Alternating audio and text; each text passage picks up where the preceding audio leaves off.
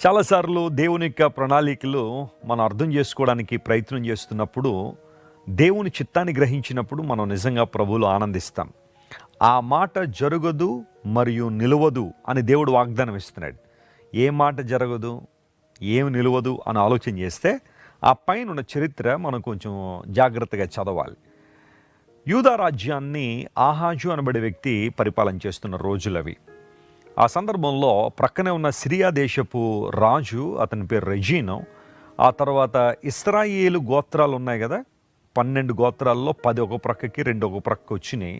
ఆ ఇస్రాయేలు రాజ్యానికి రాజుగా ఉన్న పెకహు, రెజీను మరియు పెకహు వీళ్ళిద్దరూ కలిసి యూదా రాజ్యం మీదకి, అనగా దావీదు వంశస్థుల మీదకి యుద్ధానికి వస్తున్నారు. వారు యుద్ధానికి రావడం మాత్రమే కాకుండా వారి హృదయాల్లో కొన్ని తలంపులు ఉన్నాయి, కొన్ని ఆలోచనలు ఉన్నాయి. ఏంటి ఆలోచనలు అంటే, ఆహాజును తప్పించి అక్కడ మరొక వ్యక్తిని రాజుగా నిలబడదాం అని వాళ్ళు అనుకుంటున్నారట. ఇవి బహుశా ఆహాజుకు తెలియకపోవచ్చు, కానీ దేవునికి తెలుసు.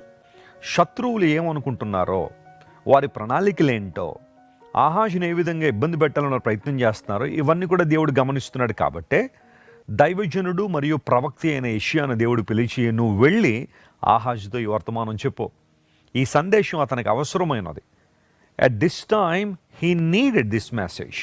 You must go and convey this message. నువ్వు వెళ్ళి సందేశం చెప్పు అన్నాడు. నీ మీదకి ఎవరైతే వస్తున్నారో వారు భయంకరమైన ఆలోచనలు కలిగి ఉన్నారు, వారు శక్తిగల వారే. కానీ దేవుడు నీ పక్షాన ఉన్నాడు కాబట్టి వారు అనుకుంటున్నది జరగదు, అది నిలవదు అని చాలా ఖచ్చితమైన వాగ్దానాన్ని దేవుడు ఆనాటి దినముల్లో ఉన్న ఆహాజ్కి ఇస్తున్నాడు. ప్రభునందు ప్రియ దేవుని బిడ్డలారా, ఈరోజు బహుశా నీ జీవితంలో కూడా ఇలాంటి పరిస్థితిని ఎదుర్కొంటున్నావేమో.